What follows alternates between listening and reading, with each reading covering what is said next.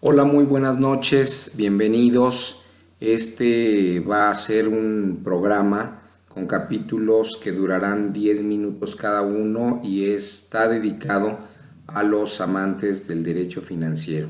Desde luego abro esta sesión con algo muy interesante que tiene que ver precisamente con los principios e instituciones fundamentales del derecho financiero.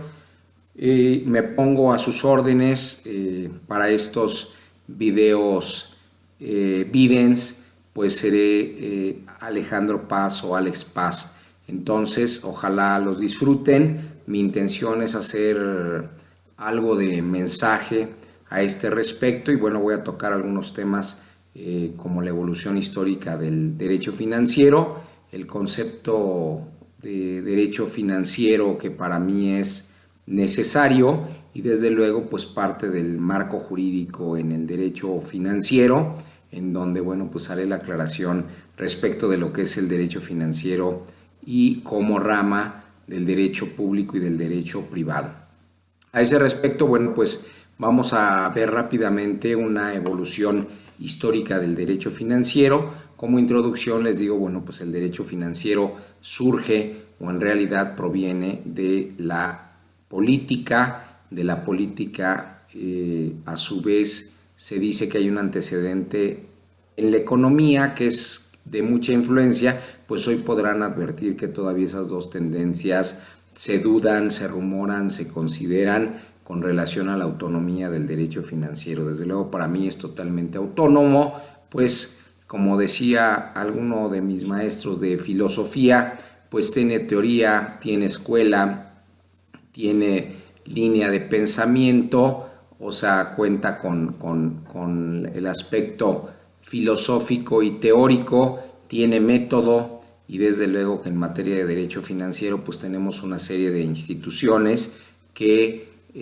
permiten la realización del mismo. Desde luego que no podemos perder de vista los temas del derecho económico, los temas del derecho político y pues verán ustedes que en realidad en ocasiones hoy en día todavía pueden ver en algunos casos, ejemplo en México, con algunos gobernadores que no han podido identificar la diferencia entre el Estado y el gobernante. A ese respecto, bueno, van ustedes a tener muy claro que no requerimos más que recordar a Egipto, a Grecia y a Roma en ese orden como los antecedentes de las finanzas. Desde luego que los estados en la antigüedad pues obtenían la riqueza de dos formas. Uno era mediante la guerra y otro era mediante la conquista de otros pueblos, es decir, aquellos que no entraban en guerra y se sometían o eran a través de la guerra conquistados. Y así es como de alguna forma se obtenía la riqueza. Desde luego el derecho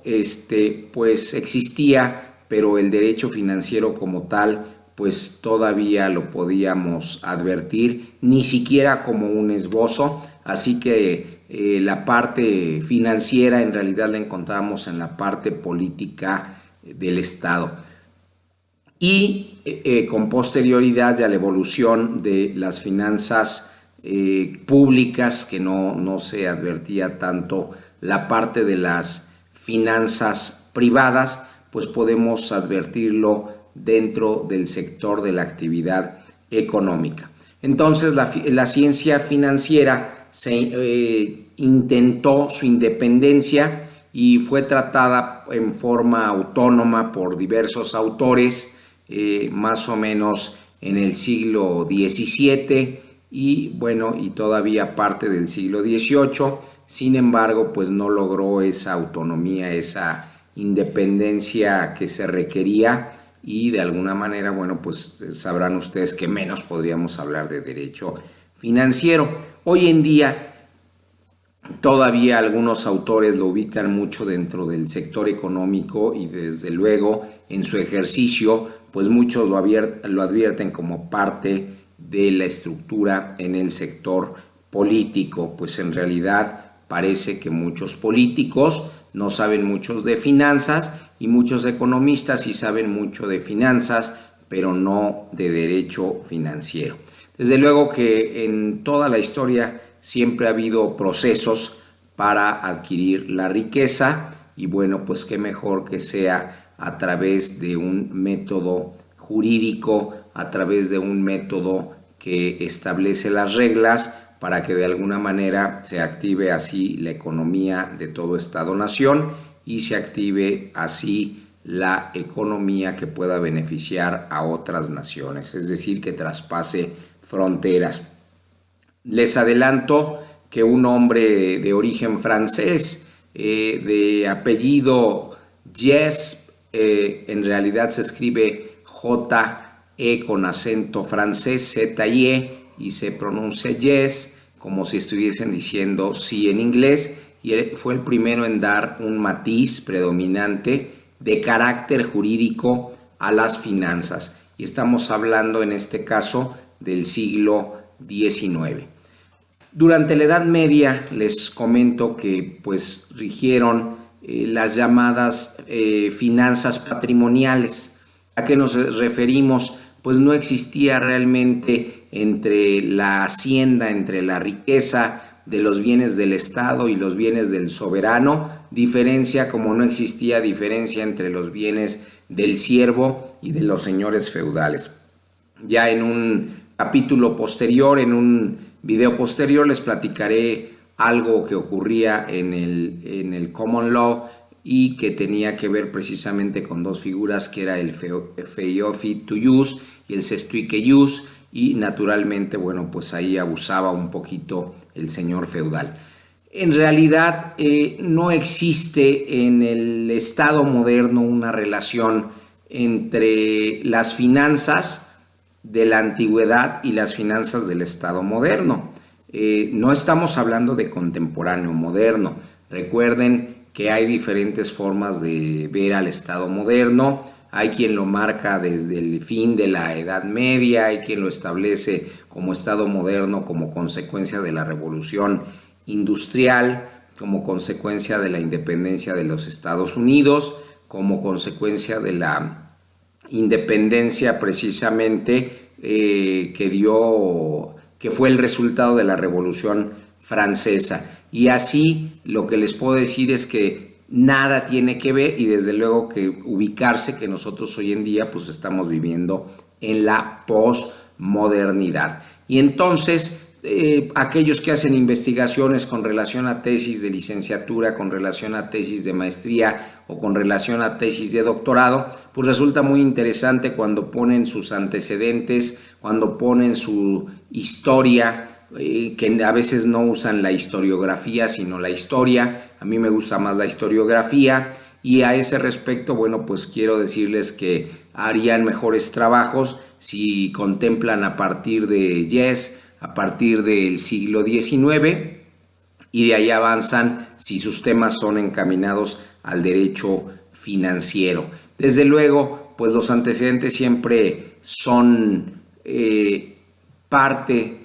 fundamental, parte de la institución, del origen, de la creación, pero en realidad resultarán mejor sus trabajos de investigación si parten del siglo XIX hacia la actualidad, es decir, con parte del Estado moderno y parte del Estado posmoderno. Entonces, quiero decirles que en esta etapa del Estado posmoderno pues aparece la corriente de la política económica denominada mercantilismo, y aquí quiero hacer una acotación. Con esto se logra la consolidación de los estados y los tesoros nacionales, y el ejemplo pues nos lo da Alemania y nos lo da Austria, en donde a esta consolidación se le llamó cameralismo. Este cameralismo pues no es otra cosa sino la misma corriente denominada mercantilismo, y bueno, pues ya saben las consecuencias, ¿verdad? Estado y tesoros nacionales, es decir, tesoros del Estado, es decir, riqueza del Estado.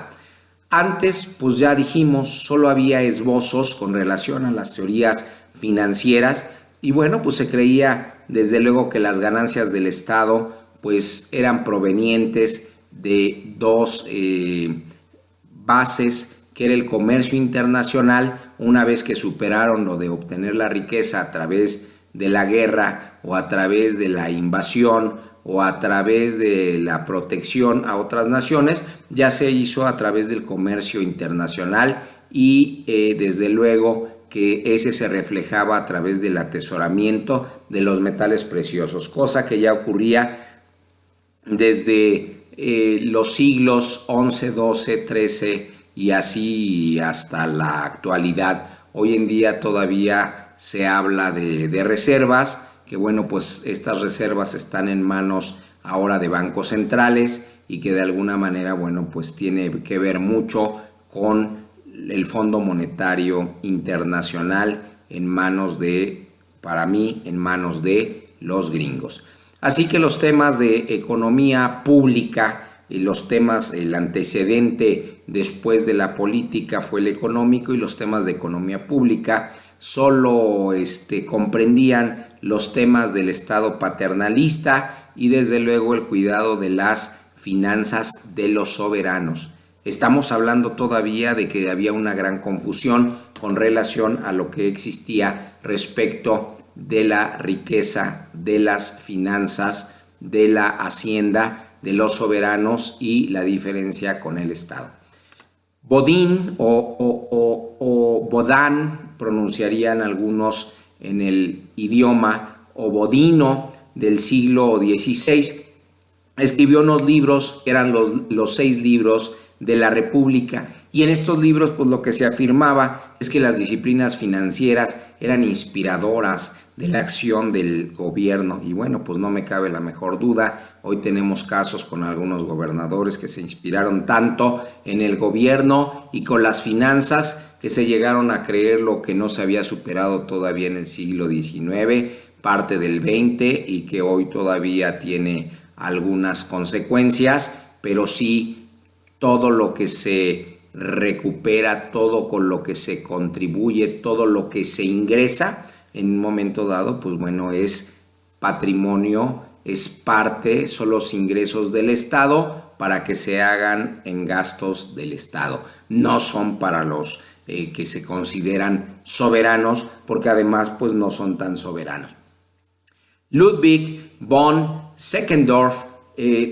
también cameralista, él se ocupó en otra obra de los bienes patrimoniales del soberano y sus rentas. Es decir, ya los bienes, ya el patrimonio del soberano se ponía a disposición y se ponía a tener gananciales. Y él deja claro algo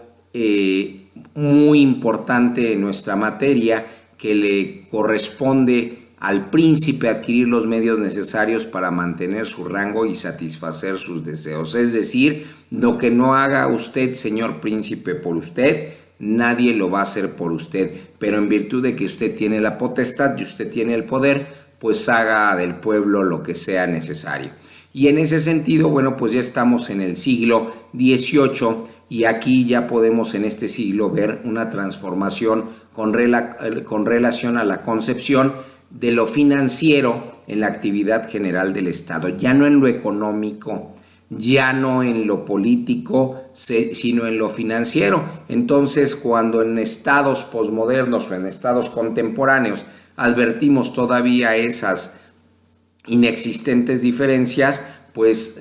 además de ser el rompimiento de la ley por la fuerza, o sea, de la corrupción, pues estamos ante la presencia de un retraso con relación a lo que son las finanzas y sobre todo las finanzas públicas. Así encontramos que un hombre de nombre François Quesnay se le conoce como cabeza de una corriente a la que van a identificar ustedes como fisiócratas, y ellos sostienen una tesis que la riqueza proviene de la tierra, que la riqueza proviene de lo físico, y desde luego pues sus postulados presentan el primer esquema orgánico de una teoría económica.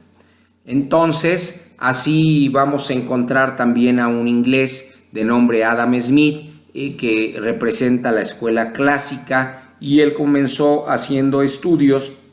sistematizados sobre lo que serían los recursos y gastos del Estado, es decir, sobre los ingresos y gastos que tenía que realizar el Estado como parte de una economía pública. Como ven, todavía en ese momento Adam Smith pues estaba en la etapa precisamente de la evolución de lo que posteriormente, ya para el siglo XIX, sería la independencia vista desde el 18 y en el 19 ya vista en algo regulado que es el derecho financiero. Adam Smith hizo una obra que se llamó La investigación de la naturaleza y causa de la riqueza de las naciones. Esta obra la escribió en el siglo XVIII, estamos hablando del año de 1776, y ¿qué tiene esta obra? Pues sienta ni más ni menos que las bases relativas a la actividad financiera del Estado, partiendo de premisas filosóficas, es decir, consideró fines, consideró telos, consideró causas primeras, y esta filosofía política pues transformó a las ideas imperantes en este momento. Adam Smith lo que hizo fue diferenciar entre el Estado y la persona del gobernante con la obligatoria separación de sus bienes. Es decir, el Estado no es el soberano, no es Luis XVI, no es en un momento dado Enrique VIII, es una persona la cual está desempeñando una actividad, y el Estado a su vez tiene como ente que es una diferencia respecto de lo que conforma su patrimonio. Y así efectuó un riguroso análisis de la actividad económica en las diversas etapas. Expuso desde luego una serie de principios que hoy se consideran, y desde hace ya algunos siglos, como fundamentales, en los cuales están las reglas de imposición. ¿A qué nos referimos? Pues a lo mejor recuerdan las palabras de impuesto, ¿verdad? Y entonces las reglas de imposición.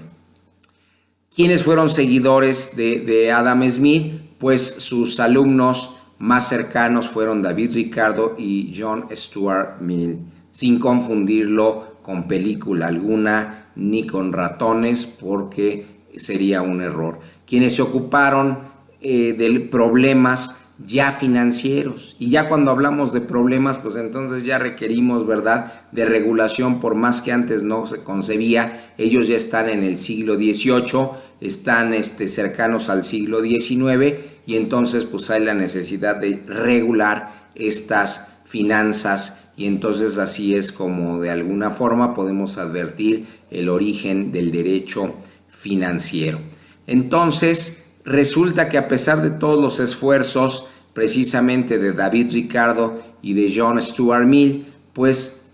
hay algo curioso. Las mismas teorías, como ocurre en muchas instituciones del derecho romano, en este caso, esta institución fue absorbida por la economía, y una vez más, pues las finanzas quedaron sin esa teoría propia, sin esa filosofía, sin ese pensamiento, sin esa escuela, sin esa corriente que de alguna manera, sin ese método que les puede dar la independencia, y por lo tanto pues menos podíamos encontrar instituciones financieras a ese respecto para poder considerar que ya habíamos evolucionado. Desde luego, como ya lo había adelantado, en el siglo XIX ya se le reconoce autonomía no al derecho financiero, sino a las finanzas, y en particular a las finanzas públicas. Entonces es importante para ustedes que identifiquen quiénes pueden ser los tratadistas del siglo XIX, y bueno, pues tenemos a Wagner Ruh von, que en realidad se pronuncia von Stein y es de Alemania, desde luego,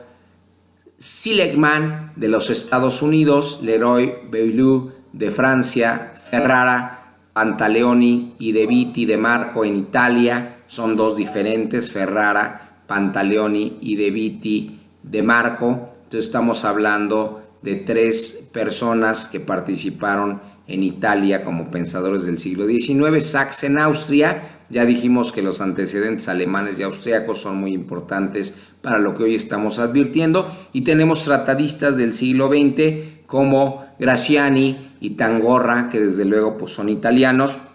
y tenemos a Jess y a Alix, que ambos son de Francia. Jess, para que ustedes sepan, y pues al que se considera de alguna manera como podríamos decir uno de los fundadores del derecho financiero, pues su nombre es en realidad Gastón. Él fue siempre consejero de gobiernos extranjeros y fue uno de los propulsores más importantes con relación a la ciencia financiera. Curiosamente, pues él no sabe o no supo que en realidad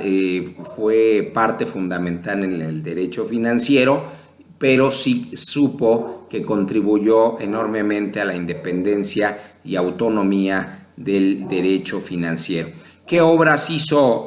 Gastón? Pues es el estudio teórico y práctico, es decir, realizó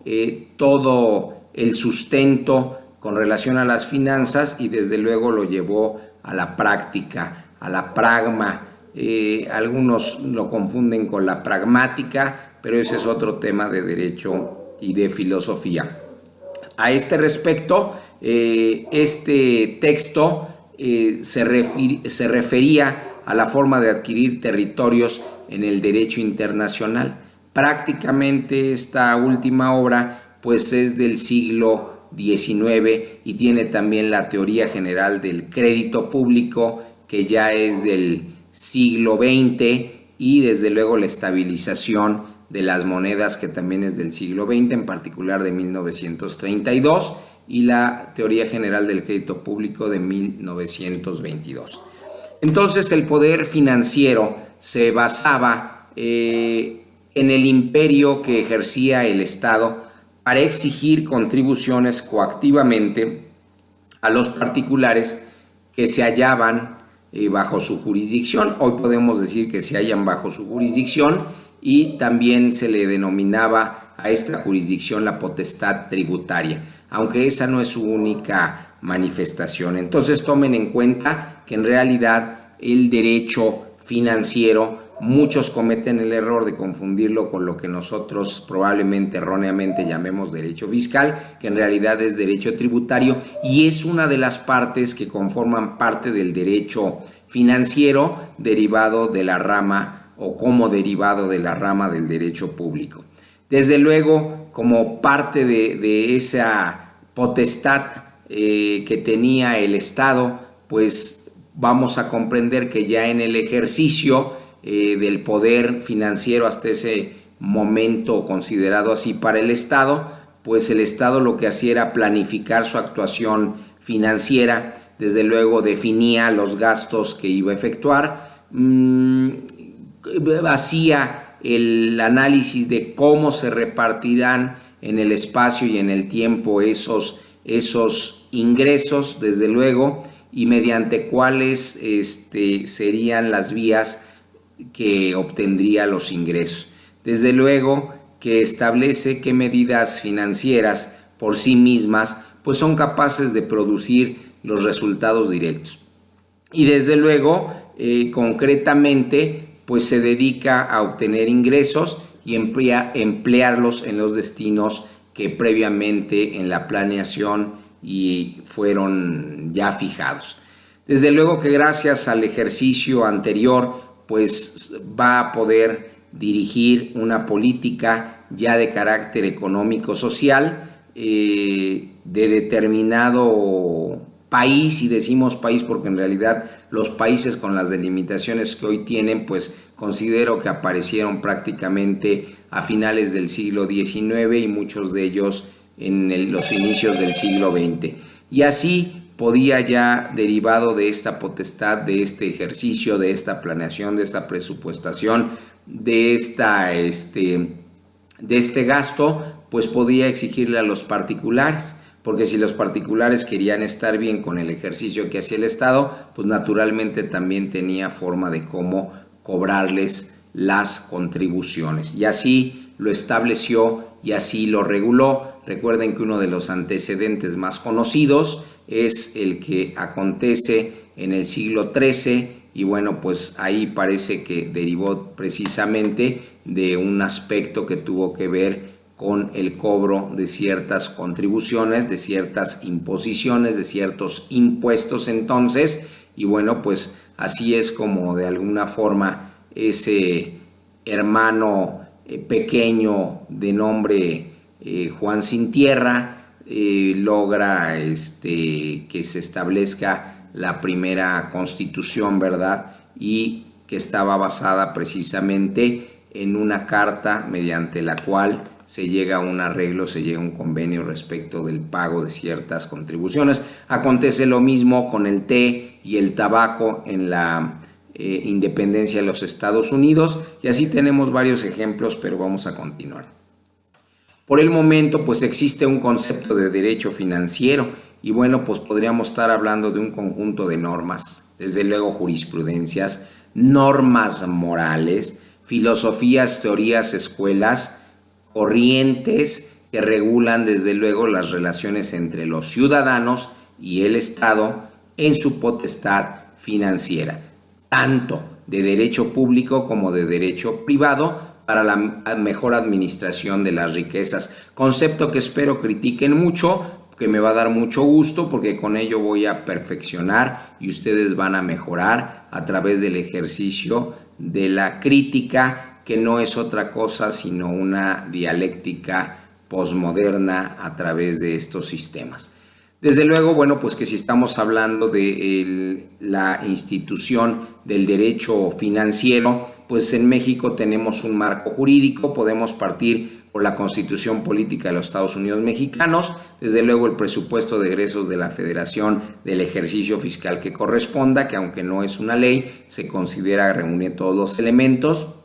la ley de ingresos de la Federación, la ley del servicio de la administración tributaria, la Ley Federal del Presupuesto y Responsabilidad Hacendaria, la Ley de Fiscalización y Rendición de Cuentas de la Federación, que es muy importante, la Ley para impulsar el incremento sostenido de la productividad y la competitividad de la economía nacional, la Ley Monetaria de los Estados Unidos Mexicanos, la Ley Orgánica de la Administración Pública Federal, la Ley General del Sistema Nacional Anticorrupción, que esperamos ya con ansia se ilumine con un fiscal, y qué mejor que aquel sujeto que haya ya impartido justicia a través de un tribunal y que sea un experto en la materia, pues no tiene tachas. Desde luego el Código Fiscal, la Ley de Impuestos sobre la Renta, la Ley del Banco de México, la Ley de Casa de Moneda, la Ley de Inversión Extranjera, la Ley de Disciplina Financiera de las entidades federativas y los municipios, la Ley de Coordinación Fiscal, que hoy en día, bueno, pues habrá que hacer un análisis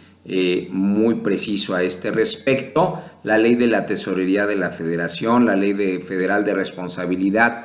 Patrimonial del Estado, que desde luego, bueno, pues comprende al derecho patrimonial, que es también parte importante del derecho financiero, y la Ley Federal para la Prevención e Identificación de Operaciones con Recursos de Procedencia Ilícita, la Ley Federal de Responsabilidades Administrativas de los Servidores Públicos, desde luego a partir del año 2002, la Ley Federal de Transparencia y Acceso a la Información Pública, la Ley Federal Anticorrupción en Contrataciones Públicas, que pocos la conocen, la Ley del Sistema Nacional de Información, Estadística y Geografía, sobre todo para que estén muy atentos a las obligaciones, a los derechos y sobre todo a los números que nos da, porque se requiere que el INEGI pues sea no nada más autónomo, sino que tenga cierta cercanía a la soberanía. Desde luego la Ley de Comercio Exterior, la Ley de Impuestos Generales de Importación y Exportación, que van de la mano, la Ley del IVA, obviamente no desconocemos la del IEPS, no desconocemos las demás legislaciones que imponen